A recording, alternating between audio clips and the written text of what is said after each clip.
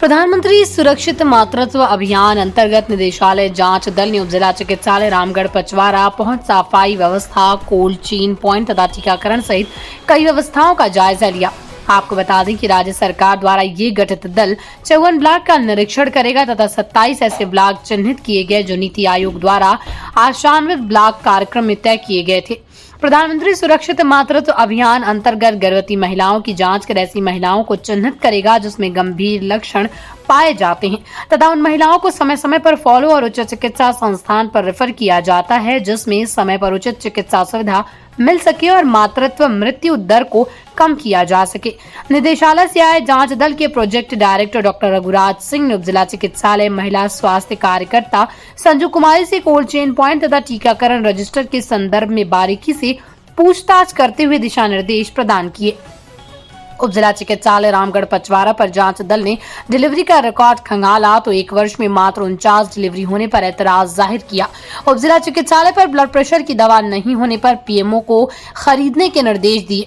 जांच दल के दौरान project director doctor Raghuraj Singh, consultant immunisation Kamlesh Bansal, RCH doctor BL Meena, nodal टीकाकरण शहरी doctor Kapil Dev Meena, deputy controller Virendra Sharma, block मुख्य चिकित्सा अधिकारी पवन जैन, PMO शिवचंद मीना, महिला स्वास्थ्य कार्यकर्ता संजू कुमारी, प्रोग्राम मैनेजर बसंत कौशिक सहित उपजिला चिकित्सालय के कर्मचारी मौजूद रहे।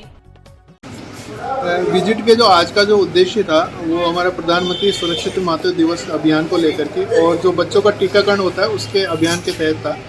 तो इसमें हमने ये देखा था कि ANC की जो माताओं को जो सर्विस मिल रही है वो किस तरह से मिल रही है, किस तरह से उनका चेकअप हो रहा है और इसमें जो सेवाएं दी जाती हैं जैसे कि उनके ब्लड प्रेशर की जांच होती है, यूरिन की जांच होती है, खून की जांच होती है और दूसरी जांचें होती हैं जो कि एक गर्भवती माता के लिए आवश्यक है। इसके बाद में उनको TD का टीका लगाया जाता है। तो वो सेवाएं यहाँ किस तरह से दी जा रही हैं वो देखा और बच्चों को हम टीकाकरण करते हैं तो बच्चों का जो टीकाकरण होता है वो किस तरह से हो रहा है और हमारी जो ANM है वैक्सीनेटर है वो किस तरह से कार्य कर रही है, उन कार्य को देखने के लिए हम ये आए थे। साथ ही मौसमी बीमारी की जो तैयारियाँ जो की जा रही हैं क्योंकि अभी लू ताप घात काफ़ी है और उल्टी दस्त के केस भी बढ़ते हैं तो उसकी जो तैयारी है उसका जायज़ा लेने के लिए आज यहाँ पर आए थे। तो उसके बारे में देखा था और काफ़ी कुछ हमको सही मिला।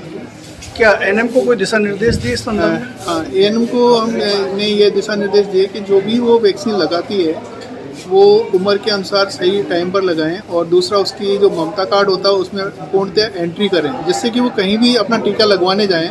मान लीजिए यहाँ पर नहीं आए, वो किसी दूसरे ज़िले में चले गए या किसी स्टेट में जा रहे हैं तो वहाँ पर भी टीके के ममता कार्ड में अगर एंट्री होगी तो उसको देख करके अगले जो टीके जो लगेंगे वो लगवाए जा सकेंगे। तो पूरी एंट्री करने की हमने उसको उनको कहा था ताकि रिकॉर्ड मेंटेन है। साथ ही हमारा एक यूनियन सॉफ्टवेयर है जो कि गवर्नमेंट ऑफ इंडिया का सॉफ्टवेयर है, उसमें सभी टीकों की एंट्री होती है तो उस सॉफ्टवेयर के अंदर भी 100% वो एंट्री करें, ये हमने उसको उद्देश्य नहीं। सर डीप फ्रीज को लेकर भी आपने प्रश्नवाचक चिन्ह खड़ा किया है। डीप फ्रीज के अंदर उनकी शिकायत थी कि इसमें बर्फ़ जमती है, जबकि डीप फ्रीज होता है हमारा जो -15 से -20 डिग्री सेंटीग्रेड पर होता है और वो आइस पैक जमाने के काम में आता है। कुछ उसमें जो बॉक्सेस रखे हुए थे उस पर कुछ टेपिंग थी जो कि थोड़ी सी गंदी हो रही थी, उसके बदलवाने के लिए मैंने कहा था। साथ ही जो वैक्सीन को हम रखते हैं कुछ पॉलीथीन बैग्स में रखे हुए थे तो उसको हमने कहा था कि इनको प्लास्टिक के बॉक्स में रखो और प्लास्टिक के बॉक्स में हॉल्स होने चाहिए ताकि एयर सर्कुलेशन बना रहे। ये हमने उनको इंस्ट्रक्शन दिए थे। सर 49 डिलीवरी साल भर में होने पर भी आपने चिंता जाहिर की, इसमें क्या दिशा निर्देश दिए? इसके बारे में तो यहाँ के PMO साहब भी अच्छी तरह से बता सकते हैं कि एक साल के अंदर SDH लेवल के हॉस्पिटल में सिर्फ 49 डिलीवरी हो रही हैं। वो क्यों हो रही हैं?